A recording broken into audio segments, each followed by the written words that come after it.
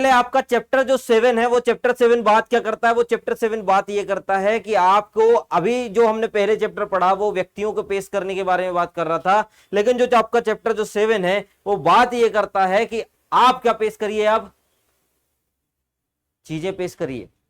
तो चीजें पेश करने के लिए सबसे पहले क्या जा रहा है? समन जा रहा है।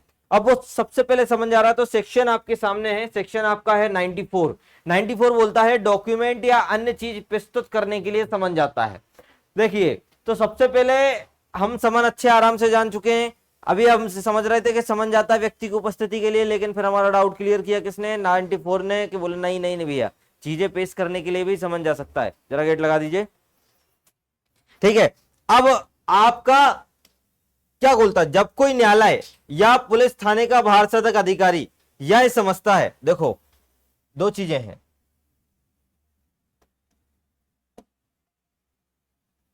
आपकी थिंग्स प्रोड्यूस करवानी है और उसके लिए जा रहा है क्या? तो समन जारी करने वाला कौन होता है? पहला व्यक्ति होता है आपका कोर्ट। पहला कौन होता है? कोर्ट होता है। और दूसरा होता है इंचार्ज ऑफ पुलिस ऑफिसर।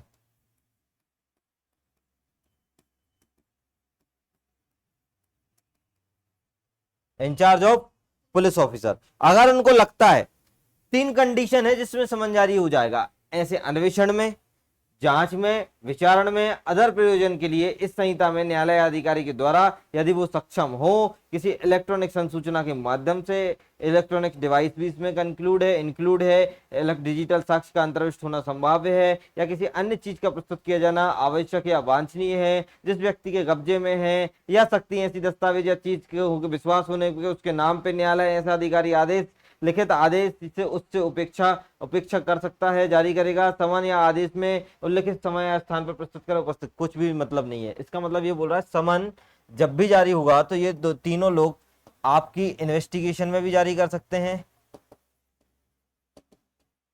आपके इंक्वायरी पीरियड में भी जारी हो सकता है, आपके ट्रायल में भी हो सकता है, और अदर प्रोसीडिंग जो कि नेसेसरी है उनमें लिखित आदेश ये लेगा ऑर्डर,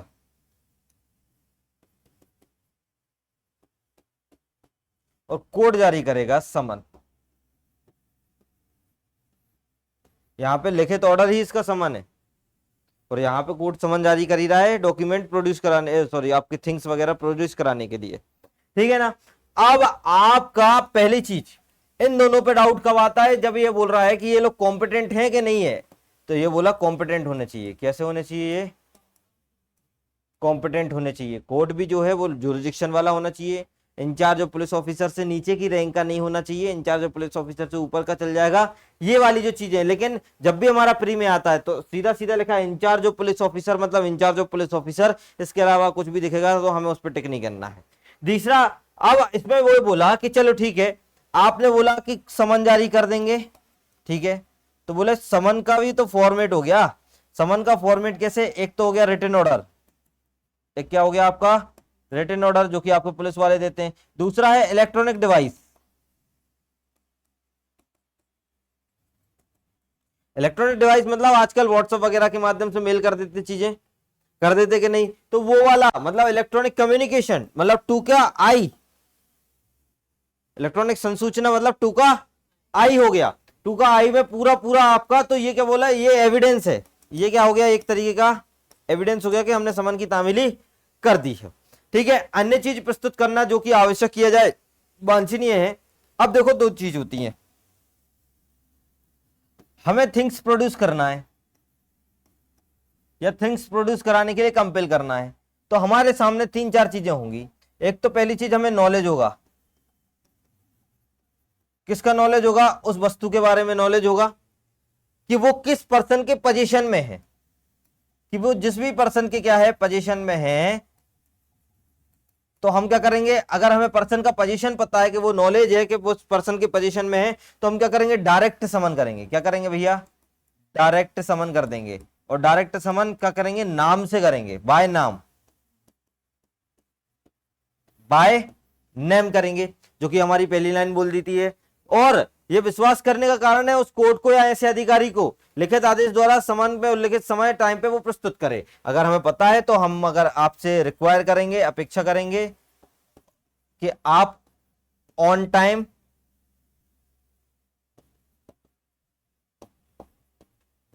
एट डेट और एट प्लेस, जहां पे भी आपको बुलाया गया है, ठीक है, एट ही लिख दो, एक्चुअल है क्योंकि, ठीक है, at time at date at place, इस सब पे आपको क्या करना है, उपस्थित होना है, और वो थिंग्स क्या करनी है, प्रोड्यूस करनी है। बिल्कुल ठीक है ना।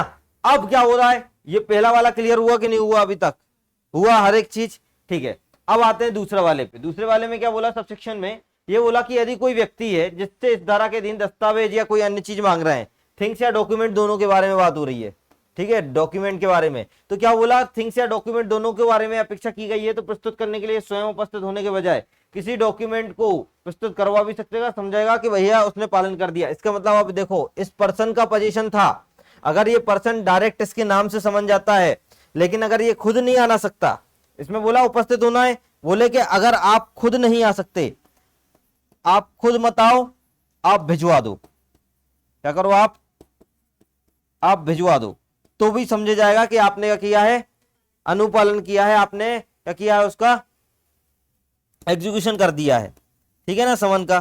ठीक है, तो ये वाली चीज हो गई। देन ये क्लियर हुआ, दूसरे वाले में कुछ भी नहीं था। इसके बाद आता है आपका तीसरा वाला। तीसरा वाला क्या बोलता है, इस धारा की कोई भी बात साक्ष्य अधिनियम 129, 130, बैंकर अधिनियम 1891 पर प्रभाव डालने वाली नहीं समझेगी। इतना इंपॉर्टेंट सेक्शन है ये।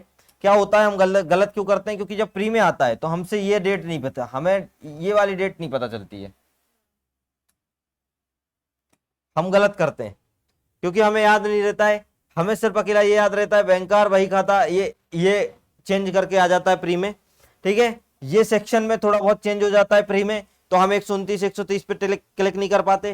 तो जबकि 129, 130 क्या है, ये भैया राज्य पत्र वाली बातें हैं, वो आप लोगों ने पढ़ी होगी ना नया वाले बीएसए में, कि अगर आपके मतलब कोई सरकारी डॉक्यूमेंट वगैरह है तो उनको पेश करने के लिए नहीं कंपेल किया जाएगा, उनको पेश करने के लिए नहीं होगा, इसकी बारे में बात कर रहे हैं, ठीक है ना। तो ये, और ये बैंकर वही, आपको पता है बैंकर वही हर किसी का नहीं दिखाया जाता, तो ये वो बोल रहा है कि उस पर प्रभाव डालने वाली नहीं समझाएगी कि अगर आप डॉक्यूमेंट या अदर थिंग प्रोड्यूस कराने के लिए बात कर रहे हो तो आप इसको मांग लो, नहीं। दूसरा ये बोल रहा है कि डाक पत्र अधिकारी की अभिरक्षा में किसी भी पत्र रखा है, पोस्ट कार्ड रखा है या अन्य डॉक्यूमेंट रखा है या किसी पार्सल या किसी चीज पे लागू होने वाली नहीं समझाएगी। अब मान के चलिए डाक पत्र अधिकारी के पोजीशन में, अब इसमें बोला any person position, any person के पोजीशन में, तो पोजीशन में तो भैया राज्य सरकार का व्यक्ति भी आता है, पोजीशन में तो भैया अथॉरिटी भी आती है डाक पत्र वाली जिसके अथॉरिटी में, तो क्या उनको भी प्रोड्यूस कर सकते हो, तो इनने बचा लिया। इसका मतलब अगर हम क्वेश्चन बनाए कि आपका 94 का सेविंग्स कौन है, तो आपका सेविंग्स है सबसेक्शन 3।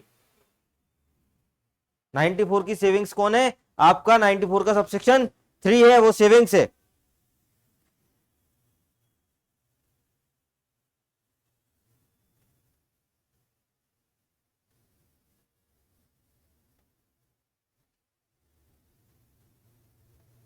अब डिस्क्रिमिनेट करते हैं चीजों को। आपने क्वेश्चन नहीं पूछा मुझसे, पूछना चाहिए था, क्या पूछना चाहिए था कि सर एक चीज बताइए, कोर्ट और इंचार्ज ऑफ पुलिस ऑफिसर है, दोनों को पावर है, ये रिटन ऑर्डर दे रहा है, ये समन जारी करता है, दोनों कॉम्पिटेंट है, तो आपने मुझसे क्वेश्चन ही नहीं पूछा कि investigation, inquiry, trial, other proceeding किसमें कौन आएगा। Incharge of police officer trial में कर देगा क्या जारी, इंक्वायरी में कर देगा क्या, कि अदर प्रोसीडिंग में कर देगा, अरे सिर्फ और सिर्फ इन्वेस्टिगेशन में करेगा। तो ये क्लियर कर लेना कि ये इन्वेस्टिगेशन में आएगा इंचार्ज ऑफ पुलिस ऑफिसर, बाकी आपका पूरा कौन आता है, इस तीनों प्रोसीजर में आपका कोर्ट आता है।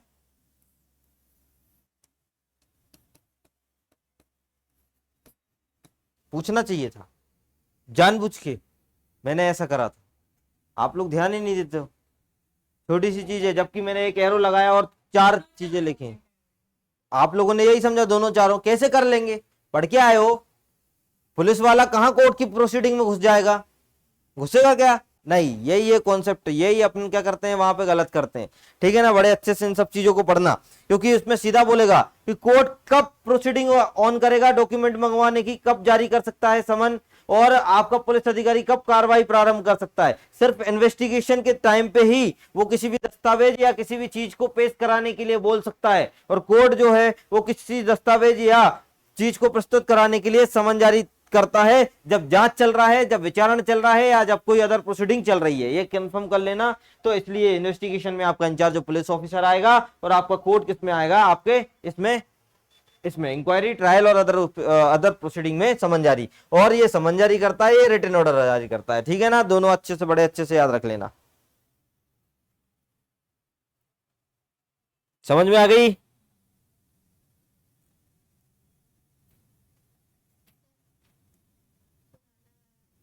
ठीक है ना, क्या पुराना वाला? यही तो है। हम्म, ठीक है। अब मेरी बात को अच्छे से सुनिए। अब मैंने आपसे क्या बोला यहां पे मैंने बोला समन अकेला जारी कौन करता है? कोर्ट। समन जारी कौन कर रहा है? कोर्ट। क्या पुलिस ऑफिसर भी समन जारी कर सकता है क्या? बताइए, जो आपका इंचार्ज ऑफ पुलिस ऑफिसर है, यह भी समन जारी कर सकता है क्या?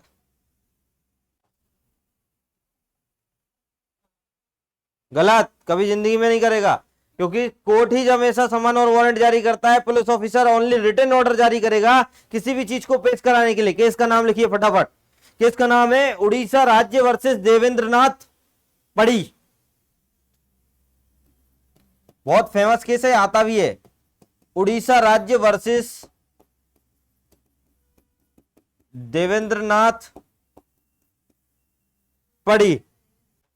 एआईआर 2005 का केस है, सुप्रीम कोर्ट का केस है। एआईआर 2005 का केस है, सुप्रीम कोर्ट का केस है। क्या हो गया?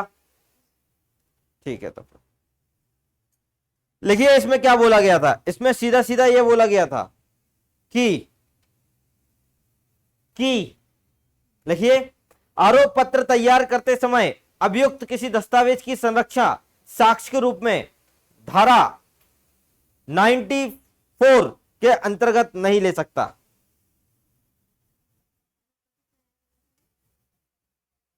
आरोप पत्र दाखिल करते समय कोई भी अभियुक्त जो है वो किसी साक्ष्य की संरक्षा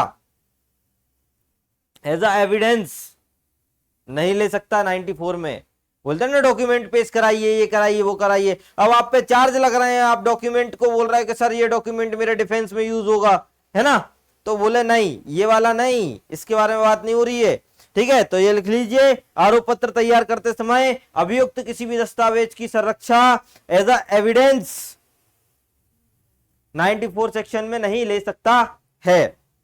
ठीक है, और ऐसे ही थानेदार की ऐसे ही शक्ति थानेदार को भी है, ये भी लिख लीजिए। ऐसे ही शक्ति इंचार्ज ऑफ पुलिस ऑफिसर को भी है, ऐसे ही शक्ति, किंतु वह समन जारी नहीं कर सकता। किंतु क्या नहीं कर सकता? वो समन जारी नहीं कर सकता, ओनली एक रिटन ऑर्डर ही भेज सकता है। कोर्ट ओनली समन जारी कर सकता है। ठीक है, ये आपके केस में बोला गया था कि आरोप पत्र तैयार करते समय अभियुक्त किसी दस्तावेज की संरक्षा साक्ष्य के रूप में नहीं ले सकता। 94 में ऑर्डर जारी नहीं करवा सकता कि मुझे एज एविडेंस बचाव के लिए, है ना, क्योंकि आप आरोप पत्र दाखिल करते समय जो जो एविडेंस डॉक्यूमेंट लग रहे हैं उसको एज अ साक्ष्य के रूप में आप नहीं ले सकते। आप कंडीशन में आपको प्रूफ करना पड़ेगा। अच्छा, एक और चीज बता दो, एक और चीज बताइए। चीज जो लिखा है वर्ड थिंग्स, इस थिंग्स में क्या आता है? थिंग्स से आप क्या समझते हो? कोई भी वस्तु, जैसे अब मान के चलिए इन्वेस्टिगेशन में थिंग्स समझ में आ रही, कौन सी आ सकती है? चाकू, छुरी, ये इनने बोल दिया। इंक्वायरी में समझ में आती थिंग्स वगैरह, डॉक्यूमेंट वगैरह जो आपके कब्जे में है। ट्रायल में भी समझ में आता। अदर प्रोसीडिंग में कौन सी थिंग्स? क्या अदर प्रोसीडिंग में क्या? यही सब। अच्छा, ये बताइए कि किसी व्यक्ति का एक, मान के चलिए ये सिग्नेचर है, ये लिख दिया सिग्नेचर, और इसका एक नमूना आ गया, तो ये नमूना थिंग्स में कन्वर्ट करोगे आप? अंगूठा ले लिया ऐसे करके, ऐसे कागज पे, ये थिंग्स है। लिख लीजिए, एक हेडलाइन बनाइए, थिंग्स में ओनली फिजिकल चीज ही आ सकती है, थिंग्स में कभी भी नमूने हस्ताक्षर या अंगूठा लेने का अदर प्रोसीडिंग में नहीं आएगा। ठीक है, कोई अन्य कार्रवाई जैसे नमूने हस्ताक्षर या अंगूठा लेने से नहीं है। चीज का मतलब यह है कि कोई भी स्थूल पदार्थ, स्थूल पदार्थ जो दिखता है, जो बिकता है, जिसकी वैल्यू रहती है वो। ठीक है, स्थूल पदार्थ, स्थूल मतलब होता है जो दिखता है, डॉक्यूमेंट हो गया, ये हो गया, वो हो गया, कोई चिप हो गई वगैरह वगैरह, जो भी चीजें आपको जो एज एविडेंस ट्रीट की जा सकती है, उनको कोर्ट कंपेल कर सकता है आपको प्रोड्यूस कराने के लिए। ठीक है, इंक्वायरी के दौरान, इन्वेस्टिगेशन के दौरान, सब चीजों के दौरान। लेकिन कोई नमूना हस्ताक्षर है, अब नमूना हस्ताक्षर क्यों, जब हम किसी व्यक्ति को बुला रहे हैं तो हम तो डायरेक्ट उससे सिग्नेचर करा के देखेंगे, कंपेयर करा लेंगे। अगर मान के चलो उसका कोई नमूना हस्ताक्षर पहले से पड़ा है, जो कि आपका कौन सा सेक्शन है नमूना हस्ताक्षर का, मैं आपको बता देता हूँ, सेक्शन का नाम देख लीजिए आप लोग सेक्शन का नाम देखिए। पुराना वाला याद आ रहा है, नया वाला तो मुझे देखना पड़ता है यार। देखो 349 लिखा है, नमूना हस्ताक्षर हस्तलेख देने के लिए किसी व्यक्ति को आदेश देने की मजिस्ट्रेट की शक्ति। अब नमूना हस्ताक्षर अगर पड़ा है, सुनिए, तो इसलिए उसको थिंग्स में कन्वर्ट नहीं कर रहा है, क्योंकि वो तो मजिस्ट्रेट खुद ही ऑर्डर देता है व्यक्ति को, आइए नमूना हस्ताक्षर बना के बताइए यहाँ पे कि ये आपके हैं कि नहीं है। तो वो तो अपने आप व्यक्ति ही अपीयर हो रहा ना, और वो थिंग्स में कन्वर्ट नहीं होगा। अंगूठे का निशान, जब तक व्यक्ति नहीं आएगा कैसे पहचान लोगे अंगूठे का उसी का निशान है कि नहीं है। हम प्रोड्यूस भी कर देंगे, हाँ वो अंगूठे का निशान लाइए, थिंग्स है नहीं, ये थिंग्स में नहीं। थिंग्स में ओनली, चीज में ओनली कोई स्थूल पदार्थ ही कन्वर्ट होता है, आपका काउंट हुआ जाता है, ये क्लियर बात है। ठीक है ना, तो ये बेबस होने के लिए प्रावधान है, कंपेल किया जाता है कोर्ट के द्वारा या इंचार्ज ऑफ पुलिस ऑफिसर के द्वारा, इंचार्ज ऑफ पुलिस ऑफिसर के द्वारा इन्वेस्टिगेशन में किया जाएगा, और बाकी कोर्ट करेगा समन। इतनी चीज क्लियर हो गई आपको कि नहीं हुई, पहले बताइए मुझे आप।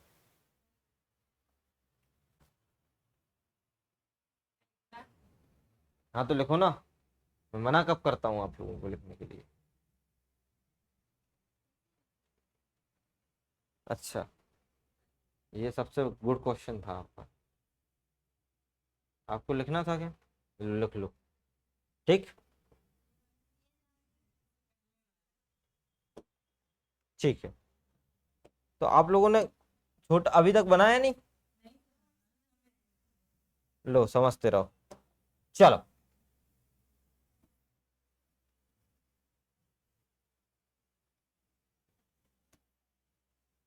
ठीक है, चलिए इसके सेविंग्स भी लिख देता हूं नीचे में।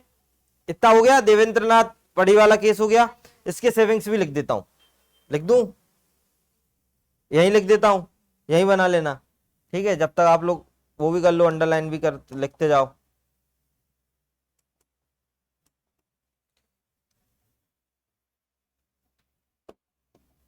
या ये लिख लीजिए, not applicable, this section is not applicable to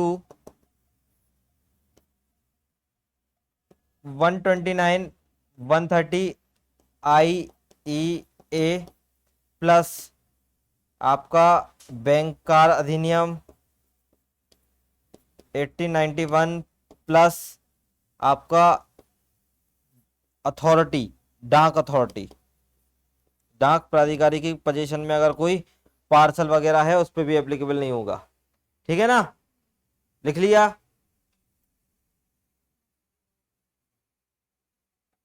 लिख लिया कि नहीं, बना लेना, क्लास के बाद बना लेना। ठीक है, क्लास के बाद बनाना। इन दोनों को साथ में इसलिए पढ़ लो क्योंकि ये कंफ्यूजन लाएंगे, ये बस दो सेक्शन है। अरे यार, आप लोगों के चक्कर में, चलिए अब आ जाइए। अब आता है 95। 95 इसका एडिशनल पार्ट इसलिए बोला जाता है क्योंकि ये सीधा सीधा बोलता है, अच्छा आपने इस पे तो रिस्ट्रिक्शन लगा दिया डाक प्राधिकारी की अभिरक्षा में, अगर कोई पार्सल है, कोई चीज है, तो क्या कभी भी पेश नहीं किए जाएंगे क्या, ये वाली चीज दिमाग में आती है। चलो आपने बोला डॉक्यूमेंट अगर राज्य सरकार के हैं तो चलो नहीं हो पाएगा, नहीं कंपेल किया जाएगा। ठीक है, बैंकर वही खाते वाला 1891 में अगर कोई डॉक्यूमेंट कोई चीज अगर वगैरह वगैरह है तो उसको भी पेश नहीं की जाएगी। इसमें बोला गया कि चलो ठीक है डाक पार्सल वगैरह है तो उस पर भी एप्लीकेबल नहीं समझी जाएगी। तो 95 सेक्शन क्या बोलता है, 95 क्लियरिटी है पत्रों के संबंध में प्रक्रिया। अब पत्रों के संबंध में किसी डॉक्यूमेंट को पेश करने के लिए, किसी चीज को पेश करने के लिए विवश किया जाएगा कि नहीं किया जाएगा। देखिए क्या लिखा है, लिखा है यदि किसी डीएम को, यदि किसी चीफ जुडिशियल मजिस्ट्रेट को, यदि किसी सेशन न्यायालय को, यदि किसी हाई कोर्ट की राय है। कितने कितने लोग हैं, 4 लोग। कौन कौन से हैं आपके 95 में पत्र के संबंध में, लेटर के संबंध में आपके, एक तो हो गया आपके डीएम साहब, एक तो आपके हो गए सीजीएम साहब, एक तो आपके हो गए कौन हाई कोर्ट साहब, और एक आपके हो गए कौन सेशन कोर्ट साहब। अब इनकी राय है कि किसी डाक प्राधिकारी की अभिरक्षा में, जो कि ऊपर बोला, कोई दस्तावेज है, कोई पार्सल है, कोई चीज है, इस धारा के अधीन अन्वेषण, जांच, विचारणा या अन्य कार्रवाई के लिए उसका प्रयोजन है कि भैया उसको पेश करना है, तो मजिस्ट्रेट या न्यायालय यथास्थिति डाक प्राधिकारी से अपेक्षा करेगा कि उस दस्तावेज, पार्सल, चीज का परिधान उस व्यक्ति को जिसका वह मजिस्ट्रेट या न्यायालय निर्देश दे कर दिया जाए। किसी व्यक्ति को मजिस्ट्रेट बोल देगा कि भैया, डाक अथॉरिटी से बोलेगा कि इनको दो वो डॉक्यूमेंट जो आपके पास है, जो पार्सल आपके पास है वो दो।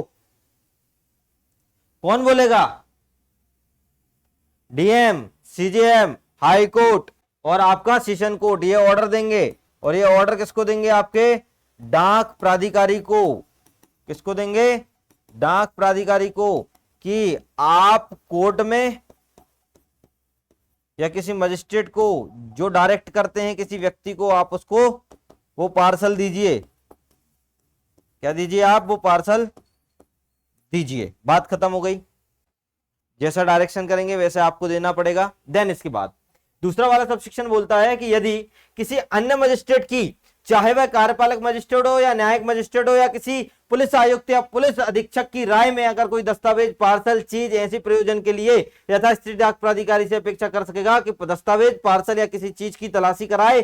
पहली चीज तलाशी कराएंगे, सर्च कराएंगे उसके यहाँ पे जो जो डॉक्यूमेंट कोर्ट को चाहिए है उसका सर्च करेंगे कि वास्तविकता में उसके पास है कि नहीं है। तलाशी कराते हैं और उस उपधारा 1 के अधीन डीएम, सीजेएम, न्यायालय के आदेशों के मिलने तक निरुद्ध रखते हैं। इसका मतलब देखो कितनी अच्छी बात बोली है कि देखो ये पार्सल आपके पास है तो आप दे दो, ये ऑर्डर आएगा इन लोगों का। लेकिन पहले होता है इस डाक प्राधिकारी के पास जो भी पार्सल वगैरह होता है, क्योंकि बहुत सारे होंगे, जो चीज वगैरह होती है जो कि बहुत सारी होगी, जो कि डॉक्यूमेंट वगैरह होता है जो कि बहुत सारा होता है, उसका होता है सर्च। और वो सर्च कराने की पावर किसके पास होती है, वो आपके देखो कौन कौन से लोग सर्च करेंगे। एक तो आपका कार्यपालक मजिस्ट्रेट, चाहे वह कार्यपालक अन्य कोई मजिस्ट्रेट, चाहे वह एग्जीक्यूटिव मजिस्ट्रेट हो, चाहे वह जुडिशियल मजिस्ट्रेट हो, पहला हो गया। दूसरा आपका हो गया पुलिस कमिश्नर। कौन हो गया, पुलिस कमिश्नर। और आपके कौन हो गए, आपके एसपी साहब हो गए, पुलिस अधीक्षक हो गए। ये क्या करेंगे, ये सर्च करवाएंगे। ये क्या करेंगे, सर्च कराएंगे उस पार्सल को ढूंढने के लिए जिसका ऑर्डर आना है, ठीक है। और सर्च कराने के बाद डिटेन रखेंगे। क्या रखेंगे अपने पास, डिटेन रखेंगे। तब तक रखेंगे जब तक कि इन चारों का ऑर्डर ना आ जाए, चारों में से किसी एक का, न्यायालय का, मजिस्ट्रेट का ऑर्डर ना आ जाए, तब तक कि उसको अपने पास ही रखेंगे। तब उसके पास, इनके पास रेफर करेंगे, फिर करेंगे इनके पास रेफर। इसका मतलब प्रोसीडिंग कैसे चली, प्रोसीडिंग ऐसी चली। हमारा एक डाक प्राधिकारी व्यक्ति है स्मार्ट सा, इसके पास कोई पार्सल है, इसके पास कोई चीज है, इसके पास कोई लेटर वगैरह पड़ा है, डॉक्यूमेंट वगैरह है। सबसे पहले होता है सर्च। क्या होगा, सर्च होगा। अब वो सर्च किसी अन्य मजिस्ट्रेट की, चाहे कार्यपालक है, चाहे न्यायपालक है, चाहे पुलिस आयुक्त, पुलिस अधीक्षक की राय में कोई दस्तावेज, पार्सल किसी प्रयोजन के लिए चाहिए है, क्या भैया इनको चाहिए है, तो ये क्या कराएंगे, सर्च ऑर्डर जारी करेंगे। सर्च ऑर्डर कौन कौन जारी करता है, आपके एग्जीक्यूटिव मजिस्ट्रेट भी कर सकता है, आपका जुडिशियल मजिस्ट्रेट भी कर सकता है, आपके एसपी साहब भी कर सकते हैं, और आपके कमिश्नर ऑफ पुलिस भी सर्च करा सकते हैं। ये ऑर्डर देते हैं, ये एक रिटन ऑर्डर देते हैं। क्या देते हैं भैया, ये एक रिटन ऑर्डर देते हैं, ये वारंट जारी कर दे सकते हैं, ये सर्च वारंट भी जारी कर सकते हैं, ठीक है ना। तो अब ये रिटन ऑर्डर देते हैं। अब देखिए कहानी कैसी आती है, कहानी ये आती कि सर्च करा ली, इसके बाद से कोई चीज ये मान के चलो ये मिल गई, अब ये चीज को कब तक देना भी तो पड़ेगा किसी को, तो ये बोले नहीं अभी नहीं देंगे। क्यों नहीं देंगे? क्योंकि हम डिटेन रखेंगे।